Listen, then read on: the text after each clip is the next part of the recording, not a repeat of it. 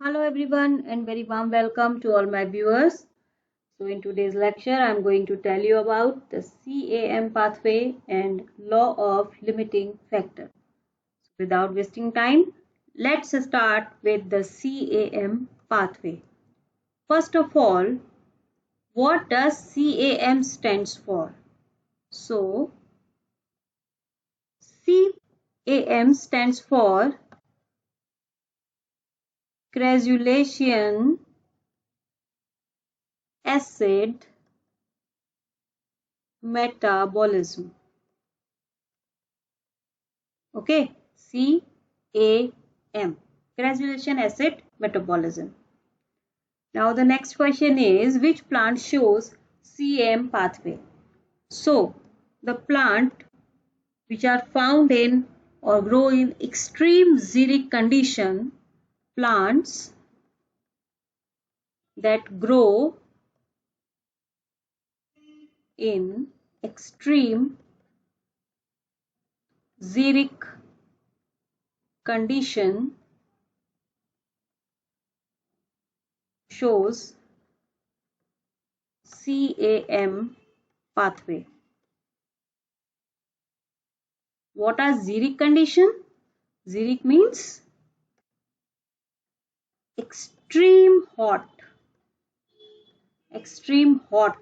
and dry, means like desert.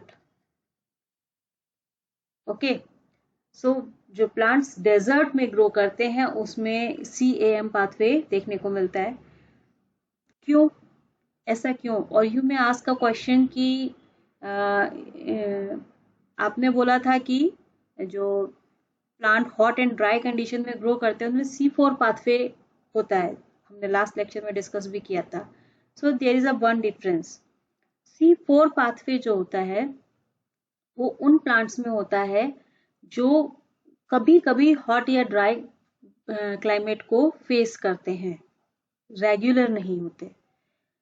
CAM pathway उन plants में मिलता है जो हॉट एंड ड्राई कंडीशन के लिए ही अडेप्टेड हैं. ओके तो ऐसा क्यों होता है? क्योंकि जो डेजर्ट प्लांट हैं, जो डेजर्ट में ग्रो करते हैं प्लांट, उनमें स्टोमेटा जो होता है वो डे टाइम में क्लोज रहता है. क्लियर? तो why? Because there stomata remain closed during day and open at night. Why?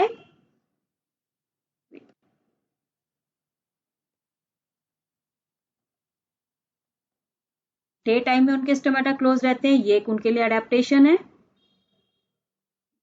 To prevent loss of water through transpiration. Okay वो ऐसी कंडीशन में प्लांट्स ग्रो कर रहे हैं जहां वाटर की स्कैर्सिटी है, वाटर अवेलेबल नहीं है और क्लाइमेट इतना हॉट है तो उन्हें अपने वाटर को बचाना है. तो दैट्स वाई उनके स्टोमेटा डे टाइम में क्लोज रहते हैं. अब अगर स्टोमेटा डे टाइम में क्लोज रहेगा तो कार्बन डाइऑक्साइड अंदर एंटर कैसे करेगी? और इसलिए वो दिन में जो है कार्बोहाइड्रेट की सिंथेसिस शो नहीं करते हैं.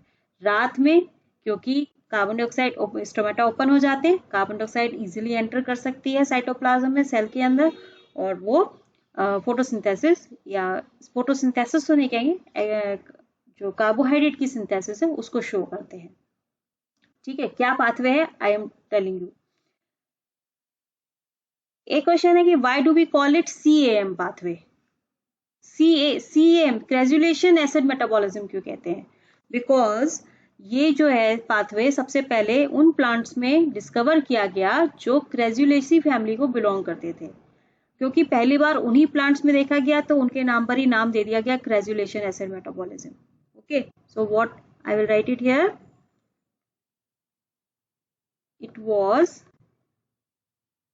First observed in plants belonging to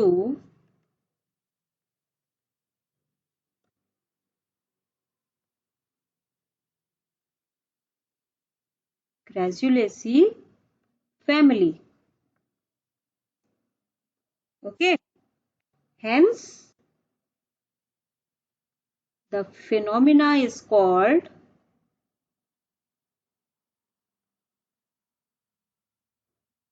CAM pathway, and जिन plants में ये show होता है, and the plants are known as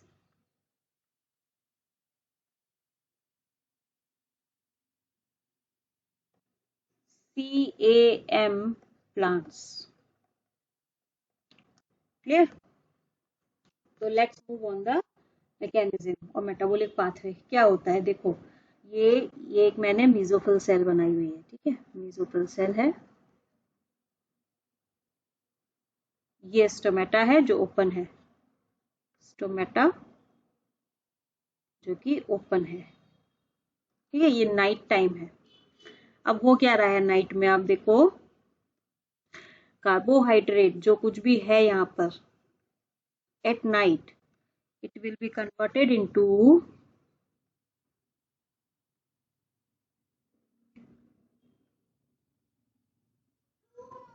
phosphoenol pyruvic acid, phosphoenol pyruvic acid, PEP, just like C4 pathway. Clear?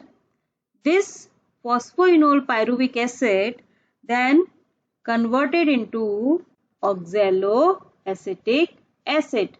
Oxalo, I will write it here full. Oxaloacetic acid. ठीक है, कैसे होता है ये कि कार्बन डाइऑक्साइड अंदर आई और यहाँ एक्यूमुलेट हुई, फास्फोनोल पायरुविक एसिड के साथ रिएक्ट किया और ये ऑक्सैलोएसिटिक एसिड की फॉर्मेशन हुई. This oxaloacetic acid is then converted into wait a minute malic acid, and in this conversion one NADH is used. Just see NAD. Why?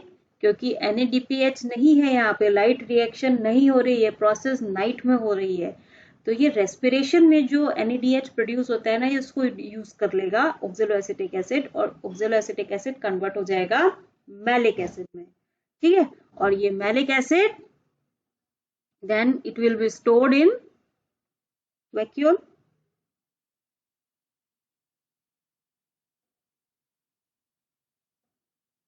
Maleic acid, और ये vacuole में accumulate हो जाएगा. तो रात में क्या हुआ, जो कार्बोहाइड्रेट था वो फॉस्फेनोल पायरुविक एसिड में कन्वर्ट हुआ इन द मेसोफिल सेल, ठीक है, ये phosphoenol pyruvic acid with the help of carbon dioxide it will converted into oxaloacetic acid. Oxaloacetic acid malic acid में रिड्यूस हो गया by using the power of NADH, not NADPH. I mentioned here NADPH use नहीं हो रहा है, NADH use हो रहा है. क्यों? क्योंकि ये रिएक्शन रात में हो रही है और रात में रेस्पिरेशन हो रहा है, लाइट रिएक्शन नहीं हो रही है. रेस्पिरेशन में जो NADH प्रोड्यूस हो रहा है उसको ये यूटिलाइज कर रहा है. This malic acid will be stored in the vacuole, और ये स्टोर होता रहेगा whole night. Okay, now what will happen, day light आई, ठीक है, और डे लाइट के आने पर क्या हुआ, ये मैलिक एसिड मैं यहां बना रही हूँ, ये same cell at the day time, ठीक है, ये मैलिक एसिड यहां आ गया, मतलब ये स्टोर था यहीं पे, ठीक है. एट द डे टाइम जब sunlight I, this malic acid will converted into pyruvic acid, it will converted into, देखो स्टोमेटा क्लोज है, ठीक है, it will converted into pyruvic acid. Clear? And in this formation यहाँ क्या होगा, एक तो कार्बन डाइऑक्साइड निकल जाएगी, जो यहाँ कंज्यूम हुई थी वो यहाँ रिलीज हो गई in the cytoplasm day time में, ठीक है, और जो NADH यहाँ यूज हुआ था वो यहाँ प्रोड्यूस हो जाएगा, मीन्स NAD प्लस NADH में कन्वर्ट हो जाएगा, ठीक है. तो नेट कंजम्पशन जो है एनर्जी का 0 है, जो NaDH यूज हुआ वो यहाँ प्रोड्यूस हो गया। क्लियर? कार्बन डाइऑक्साइड जो यहाँ कंज्यूम हुई थी वो यहाँ रिलीज हो गई, और अल्टीमेटली हमको क्या चाहिए? कार्बन डाइऑक्साइड, तभी तो C3 साइकिल हो पाएगी। ये कार्बन डाइऑक्साइड ये मैंने बनाया यहाँ पर क्लोरोप्लास्ट,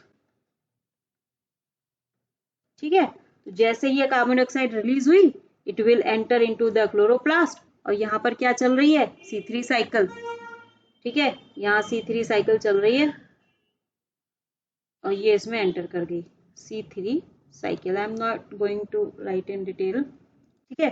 कार्बन डाइऑक्साइड एक्यूमुलेट होगी C3 साइकिल में। What will happen with the pyruvic acid? Pyruvic acid में enter into the, pyruvic acid कहाँ जाएगा? पायरुविक एसिड जाएगा माइटोकॉन्ड्रिया में, वहां चल रही है क्रेब साइकिल, ठीक है। तो पायरुविक एसिड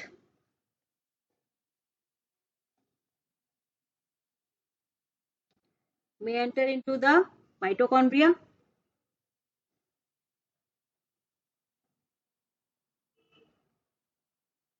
ठीक है। और माइटोकॉन्ड्रिया में क्या करेगा? यहाँ पर क्या हो रही है? आई will write it, Krebs cycle, ठीक है।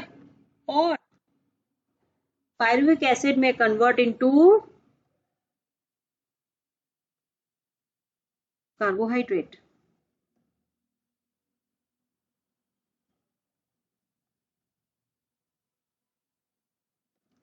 क्लियर? ये कार्बोहाइड्रेट रात के लिए ये यहाँ पर एक्यूमुलेट होना शुरू हो जाएगा, ठीक है। रात में इसी को यूज होना है, तो एक्चुअली ये आ गई रिएक्शन, ठीक है। तो ये साइकिल चलती है CAM प्लांट्स में। आई होप क्लियर हो गया होगा। नाइट के टाइम पे स्टोमेटा ओपन है, कार्बन डाइऑक्साइड अंदर आ रही है। डे टाइम में स्टोमेटा क्लोज है, लेकिन जो कार्बन डाइऑक्साइड रात भर में ट्रैप हुई थी वो रिलीज हो गई डे टाइम में और यूटिलाइज हो गई C3 साइकिल में, और यहां से बन गया हेक्सोज शुगर, ठीक है। क्लियर? तो आई होप आपको ये पाथवे समझ में आ गया होगा। This is all about the CAM pathway. इसको फुल उसमें दिखा देती हूँ मैं। ये दिस इज कॉल्ड एसिडिफिकेशन, क्योंकि रात में एसिड एक्यूमुलेट हो रहा है, तो यहाँ पर जो साइटोप्लाज्म होता है इसका pH जो होता है वो डिक्रीज हो जाता है एसिड की वजह से, ठीक है। और डे टाइम में डी एसिडिफिकेशन हो जाता है। क्लियर? तो ये लास्ट पाथवे था आपके इस चैप्टर में, वो भी कंप्लीट हो गया। Now come to the law of limiting factor. Who proposed law of limiting factor? It was given by Blackman,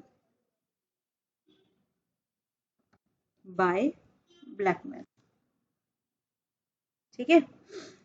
क्या कहा था ब्लैकमैन ने? ब्लैकमैन ने कहा था, देखो फोटोसिंथेसिस एक ऐसी प्रोसेस है, ओपन एनवायरनमेंट में हो रही है, सराउंडिंग में हो रही है, जहाँ बहुत सारे फैक्टर्स हैं जो एक साथ काम करते हैं। लाइक लाइट की इंटेंसिटी है, कार्बन डाइऑक्साइड की कंसंट्रेशन है, वाटर की अवेलेबिलिटी है, स्टोमेटा ओपन है या क्लोज है, ठीक है। बहुत सारी चीजें हैं, इवन इंटरनल फैक्टर्स भी हैं। खुद लीफ का सरफेस एरिया कैसा है, लीफ का एक्सपोजर कैसा है लाइट के लिए, लीफ में क्लोरोफिल कंटेंट कितना है, all these factors regulate the process of photosynthesis. तो हम कह सकते हैं कि फोटोसिंथेसिस एक ऐसी प्रोसेस है जो कई फैक्टर्स से एक साथ कंट्रोल होती है सराउंडिंग एनवायरनमेंट में, ठीक है। तो ब्लैकमैन का कहना था कि जब कोई chemical process, because photosynthesis is a chemical process, जब कोई ये chemical process more than one factor के थ्रू अफेक्ट होती है, तब इसका जो रेट होता है, यानी कि मैं फोटोसिंथेसिस की अगर बात करूं तो जो फोटोसिंथेसिस का रेट है, it will be determined by the factor which is nearest to its minimal value, मतलब वो फैक्टर जिसकी वैल्यू सभी फैक्टर्स में सबसे कम है, लोएस्ट है, नियरेस्ट टू मिनिमल वैल्यू है, वो फैक्टर इसका रेट डिफाइन कर देगा। क्यों? क्योंकि वो फैक्टर की क्वांटिटी या कुछ भी बोलो तो वो सबसे लो है। उस फैक्टर की वैल्यू में थोड़ा सा ही चेंज कर देने पर, अप और डाउन, फोटो जो प्रोसेस है उसका रेट भी अकॉर्डिंगली अफेक्ट होगा, ठीक है। तो ओवरऑल द स्टेटमेंट इज कि if a chemical process is affected by more than one factor, then its rate will be determined by the factor which is nearest to its minimal value, or it is the factor which directly affects the process of its quantity is changed. अगर हम उस factor की quantity को change करें तो rate भी affect होगा ही होगा. कैसे, इसको मैं एक्सप्लेन करती हूँ एक एग्जाम्पल के थ्रू. ठीक है, जस्ट इमेजिन कि कोई एक पर्टिकुलर लाइट इंटेंसिटी पर एक जो लीफ है वो 5 मिलीग्राम कार्बन डाइऑक्साइड कंज्यूम करती है. Means I will write it here,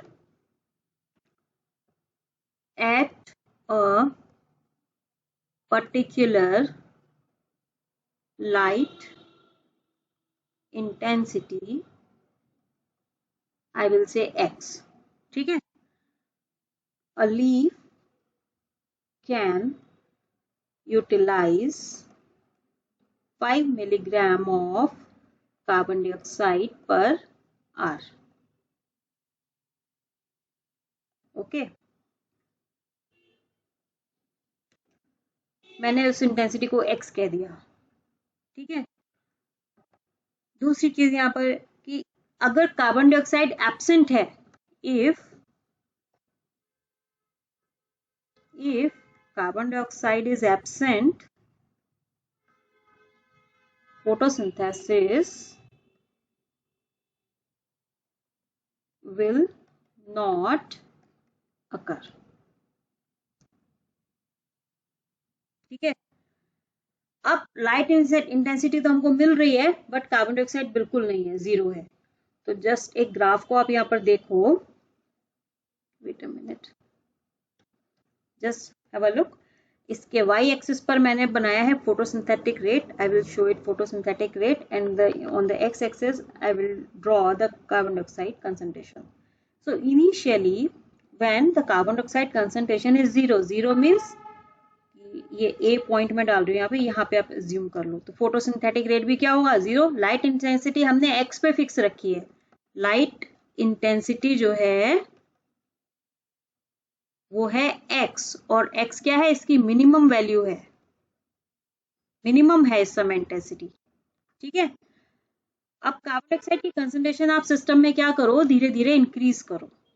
ठीक है, तो हमने इसको इंक्रीज किया. जैसे जैसे हम ये इंक्रीज करेंगे, देखो फोटोसिंथेसिस स्टार्ट होगी और एक्सपोनेंशियली ग्रो होगी. जैसे जैसे लाइट कार्बन डाइऑक्साइड की कंसंट्रेशन बढ़ रही है, 1 milligram, 2 milligram, 3 milligram, 4 milligram, 5 milligram, suppose यहाँ आ गया 5 मिलीग्राम. ये point I will write it B. I will write it B. At B point हमको जो कंसंट्रेशन थी कार्बन डाइऑक्साइड की वो कितनी हो गई, 5 मिलीग्राम. क्लियर. यहाँ पर क्या होगा, फोटोसिंथेसिस अब इससे आगे रेट इंक्रीज नहीं करेगा. फोटोसिंथेसिस स्टॉप नहीं होगी, फोटोसिंथेसिस का रेट इंक्रीज नहीं होगा. यानी कि फोटोसिंथेसिस तो होगी मगर कांस्टेंट फेज में हो जाएगी. At the line B C क्या शो कर रहा है कि फोटोसिंथेसिस का जो रेट है वो स्टेडी हो गया, अब ये बढ़ेगा नहीं. क्यों, क्योंकि लाइट इंटेंसिटी हमने एक्स पे फिक्स कर रखी है और कार्बन डाइऑक्साइड की कंसंट्रेशन 5 मिलीग्राम पहुंच गई है. ठीक है, तो अब यहाँ पर क्या हुआ कि लाइट की जो इंटेंसिटी है, अब आप कार्बन डाइऑक्साइड की कंसंट्रेशन कितना ही बढ़ा लो, 5 से 10 कर दो, 15 कर दो, 20 कर दो, ये रेट नहीं बढ़ेगा क्योंकि लाइट की इंटेंसिटी जो है वो फिक्स है. तो यहाँ पर हम कहते हैं कि लाइट की इंटेंसिटी जो है एक लिमिटिंग फैक्टर हो गया. Light intensity becomes a limiting factor. अब बाकी फैक्टर में आप कुछ भी कर लो, ये रेट नहीं बढ़ेगा. अब आप लाइट इंटेंसिटी को कर दो मीडियम. नाउ लाइट इंटेंसिटी जो हम कर देंगे वो कर देंगे से y, और इसको मीडियम कह सकते हैं हम. थोड़ा हमने बढ़ा दिया, तो बढ़ाने पर क्या होगा, अब अगेन ये रेट बढ़ना शुरू होगा और एक पर्टिकुलर पॉइंट पर आकर फिर स्टेबल हो जाएगा. से द पॉइंट इज डी. ठीक है, क्योंकि लाइट इंटेंसिटी उस पर्टिकुलर कार्बन डाइऑक्साइड कंसंट्रेशन को ले सकती थी, उसने ले लिया. अब इसके बाद आप कार्बन डाइऑक्साइड की कंसंट्रेशन कितना ही बढ़ा लो, अगेन रेट क्या होगा, ये शो करेगा एक steady line, constant D. I will write it here E. DE, along the DE line rate stable हो गया. अगेन यहाँ पर लाइट इंटेंसिटी एक लिमिटिंग फैक्टर हो गया. अब क्या करो, लाइट इंटेंसिटी को आप मैक्सिमम कर दो, से Z, इसको मैं मैक्सिमम कह रही हूँ, ठीक है।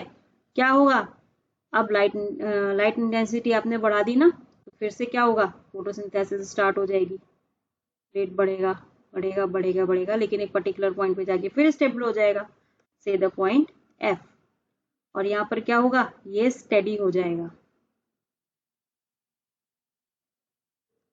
ठीक है। तो इस तरह हम देख रहे हैं कि जो लाइट इंटेंसिटी थी, मिनिमम, फिर मीडियम, और फिर मैक्सिमम, जैसे जैसे हम चेंज करते गए हमारा जो रेट ऑफ फोटोसिंथेसिस था वो बढ़ता चला जा रहा है, और इस तरीके से लाइट जो होती है, लाइट इंटेंसिटी यहाँ पर एक लिमिटिंग फैक्टर की तरह काम कर रही है। सो यही ब्लैकमैन ने समझाना चाहा कि जब बहुत सारे फैक्टर्स काम कर रहे हैं तो कोई एक फैक्टर जो अपने लो मिनिमल वैल्यू की तरफ है, यहाँ पर मैं लाइट इंटेंसिटी को मिनिमल वैल्यू से शुरू किया था, ठीक है, और जैसे जैसे हम बढ़ाते गए रेट बढ़ता गया, अगर हम इंटेंसिटी नहीं बढ़ा रहे हैं तो रेट स्टेबल हो गया, कांस्टेंट हो गया, एक फ्लैट कर्व मिला हमको, ठीक है। तो this is about the law of limiting factor, ठीक है।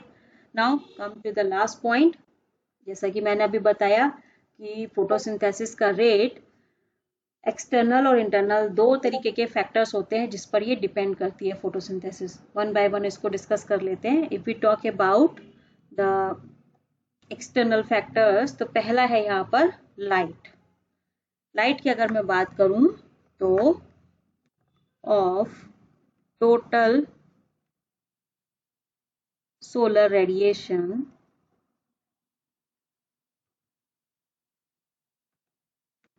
reaching on earth,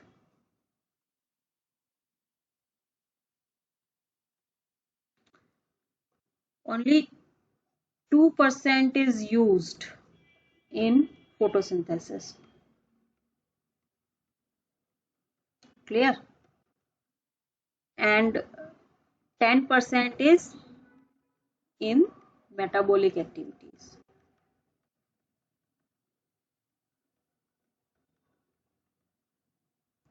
ठीक है। अब लीफ पर जो रेडिएशन पड़ रहा है, जो 2% की मैं बात करूं अगर, ठीक है, तो लाइट का जो फैक्टर है ना, उसको हम तीन लाइट क्वालिटीज में स्टडी करते हैं। लाइट की तीन क्वालिटीज हो सकती हैं। पहला है यहाँ पर लाइट की इंटेंसिटी, ठीक है, second one is quality, and third one is duration. तीन फैक्टर हैं जो लाइट से जुड़े हुए हैं, ठीक है। अगर मैं इंटेंसिटी की बात करूं तो of 100% radiation fall on a leaf, ठीक है, अगर मैं मानूं कि लीफ पर जो रेडिएशन गिर रहा है वो लीफ के लिए 100% है, तो of which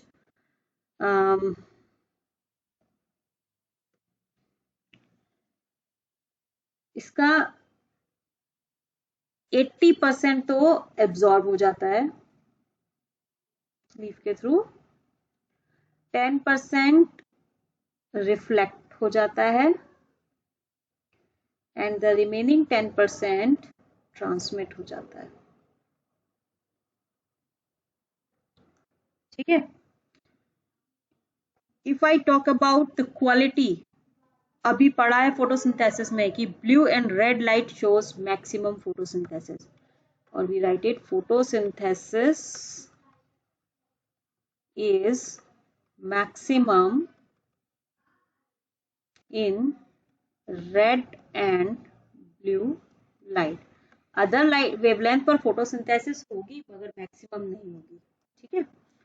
if we talk about the duration, तो 10 to 12 आवर्स का जो टाइम है, डे टाइम, वो सफिशिएंट है। 10 to 12 आवर्स की जो लाइट है पर डे, ठीक है, is good for photosynthesis, good for photosynthesis, ठीक है। ये आपके लाइट से जुड़े हुए तीन फैक्टर आ गए, इंटेंसिटी, क्वालिटी एंड ड्यूरेशन। लेकिन एक नेगेटिव वो भी है कि अगर बहुत ज़्यादा लाइट की इंटेंसिटी है, light intensity is reaches to its maximum, तब क्या होता है, फोटो ऑक्सीडेशन हो जाता है।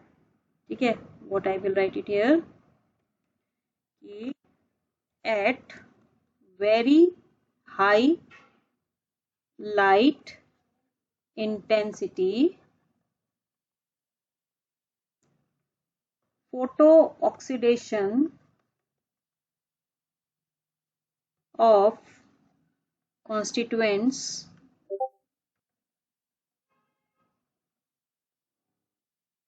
of cell occur। इस फिनोमिना को हम कहते हैं सोलराइजेशन। ठीक है, this is all about light. Now the next factor is carbon dioxide. If we talk about the concentration of carbon dioxide in the atmosphere, concentration of carbon dioxide in atmosphere बहुत कम होती है ये। ठीक है, it's about 0.0332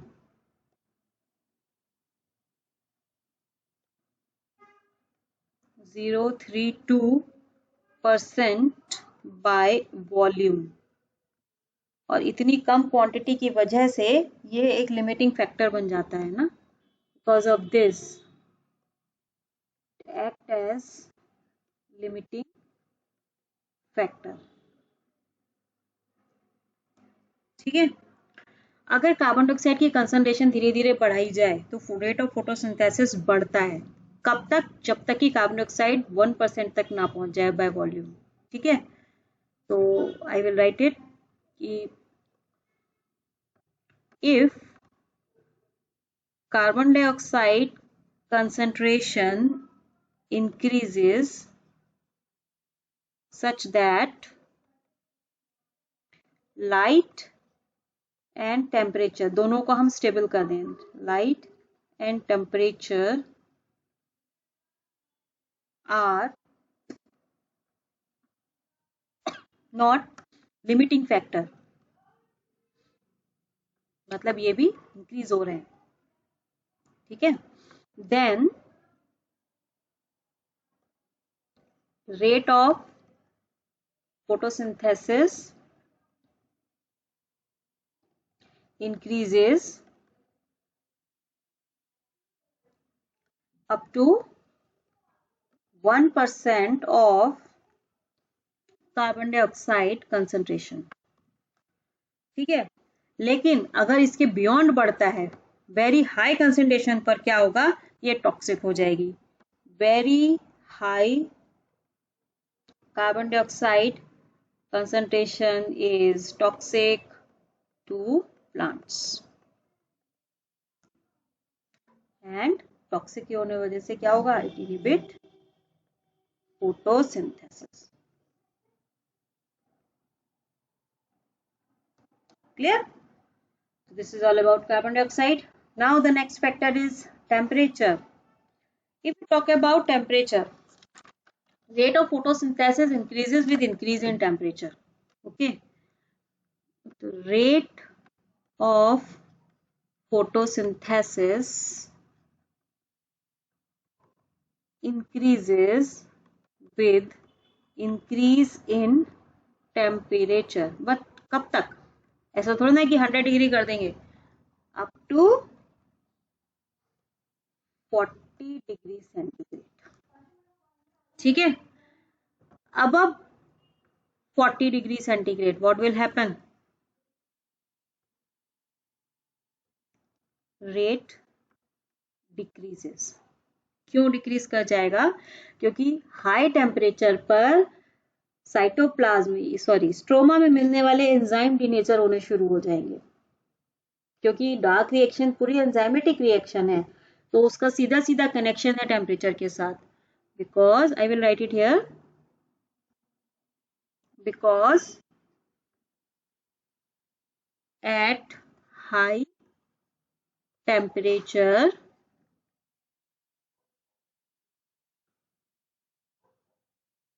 denaturation of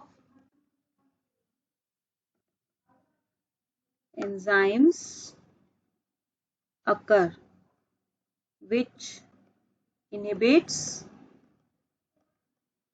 dark reaction. ठीक है, clear?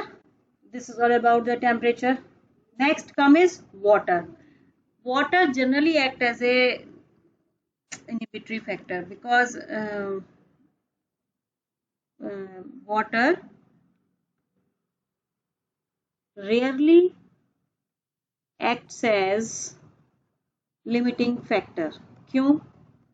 क्योंकि जितना भी वाटर रूट के थ्रू एब्जॉर्ब होता है ना, उसका केवल 1% ही यूज होता है, as only 1% of total absorbed water is used in photosynthesis. लेकिन फिर भी एक जगह ये नेगेटिव काम करता है. कब? जब आप प्लांट्स को इनएडिक्वेट सप्लाई हो जाए वाटर की, स्कैरसिटी हो जाए वाटर की, तब फोटोसिंथेसिस पे असर पड़ता है. Photosynthesis rate decreases,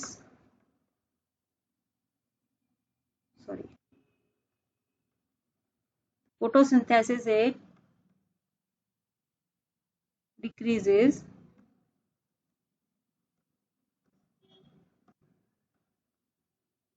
if plants are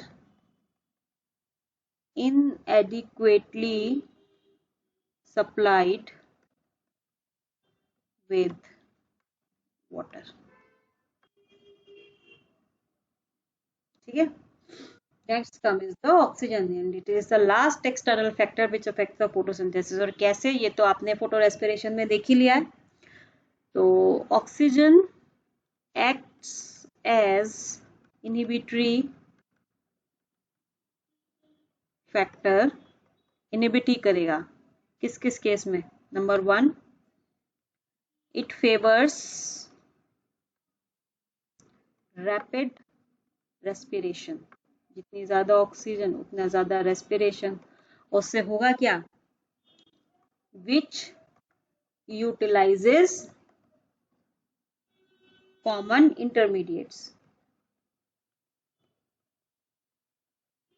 ठीक है, उसकी वजह से क्या होगा? फोटोसिंथेसिस का रेट डिक्रीज कर जाएगा. दूसरा, it compete with carbon dioxide. It competes with carbon dioxide. इसको हमने कहा था फोटो रेस्पिरेशन. ठीक है, इन किसमें था? C3 प्लांट, C4 प्लांट्स में नहीं होता. ठीक है. और तीसरी क्या वजह है ऑक्सीजन से रिटार्ड होने की फोटोसिंथेसिस रेट की? It destroy the excited state of chlorophyll. ठीक है, एंड दस इनहिबिट फोटोसिंथेसिस. क्या होता है? लाइट रिएक्शन को थोड़ा सा रिकॉल करो. अगर क्लोरोफिल की एक्साइटेड स्टेट ग्राउंड स्टेट में वापस नहीं आया ये, तो ये इलेक्ट्रॉन एक्सेप्ट नहीं करेगा और अगेन रिएक्शन नेक्स्ट प्रोसेस नहीं होगी, नेक्स्ट स्टेप नहीं होगा, नेक्स्ट राउंड नहीं होगा, इफ आई सेड करेक्टली. ठीक है, तो क्या होगा? फोटोसिंथेसिस स्टॉप हो जाएगी, इनहिबिट हो जाएगी. ठीक है, तो ये सारे फैक्टर्स हैं जो कि फोटोसिंथेसिस को एक्सटर्नली अफेक्ट करते हैं. Then what about the internal factors? There are three internal factors which majorly affect the rate of photosynthesis, and these are the chlorophyll content, protoplasmic factor, and accumulation of carbohydrate. So what is chlorophyll content? Chlorophyll content directly related है. जितना ज़्यादा chlorophyll content होगा, rate of photosynthesis उतना ही ज़्यादा होगा. So what should I write it here?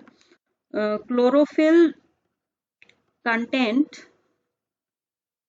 is directly proportional to the rate of photosynthesis. ठीक है. What does it mean? More the chlorophyll content, ठीक है, greater will be the rate of photosynthesis. And vice versa. Vice versa means क्या? अगर chlorophyll content कम होगा तो rate of photosynthesis भी कम होगा. ठीक है. Now come to the protoplasmic factor. If we talk about the protoplasmic factor, they affect dark reaction. कैसे? क्योंकि स्ट्रोमा में होता क्या है? स्ट्रोमा में डार्क रिएक्शन ही तो होती है. अगर हाई लाइट इंटेंसिटी है in what I right it here, in high light intensity, or we can say high temperature. ठीक है. क्या होता है? It will denature the enzyme. It will denature the enzyme that participate in dark reaction, and hence rate of photosynthesis decreases. ठीक है. And the last one is accumulation of carbohydrate. देखो photosynthesis का काम है कार्बोहाइड्रेट बनाना, food बनाना. ठीक है. अब जब ज्यादा फूड एक्यूमुलेट हो जाए, प्लांट इतना यूज ना करे तो क्या होगा? फोटोसिंथेसिस को रुकना ही पड़ेगा ना. कैसे रुकती है? Accumulation of carbohydrate leads to the inhibition of photosynthesis. क्यों? Because presence of excess carbohydrate will carry out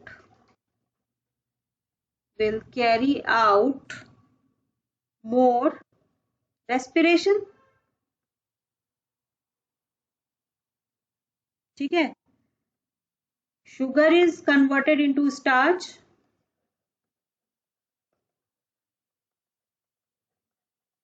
ठीक है. और ये स्टार्च कहाँ एक्यूमुलेट हो जाएगा? Which accumulates in chloroplast. और एक्स्ट्रा स्टोरेज का मतलब क्लोरोप्लास्ट के पास ये मैसेज आ गया कि भाई अभी खाना बहुत पड़ा है, अभी बनाने की जरूरत नहीं है, देन स्टॉप द प्रोसेस. ठीक है. Thus reducing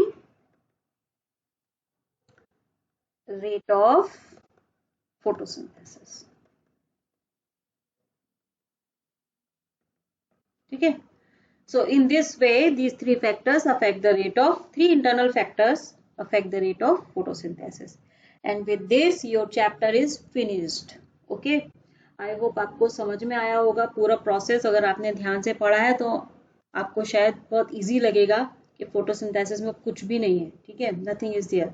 आपकी कोई भी क्वेरी है तो आप मुझसे पूछ सकते हो कमेंट सेक्शन में. और वन मोर थिंग कि किसी वीडियो में मैंने वॉच किया जब तो एक दो पॉइंट मुझे मिसिंग लगे तो I will add it in the description box. तो while watching the video just also watch the description box. वहाँ पर मैंने कुछ पॉइंट्स जहाँ पर मिस हुए वो वहाँ मैंने ऐड कर दिए, तो वो ज़रूर देख लेना. ठीक है. विद दिस आई होप ये लेक्चर आपके लिए फ्रूटफुल रहेगा. इसको पढ़ते रहिए. तो I am going to end it today. मिलते हैं फिर नेक्स्ट लेक्चर में किसी नए टॉपिक के साथ. So till then, stay safe, stay healthy and keep studying. Thank you and goodbye.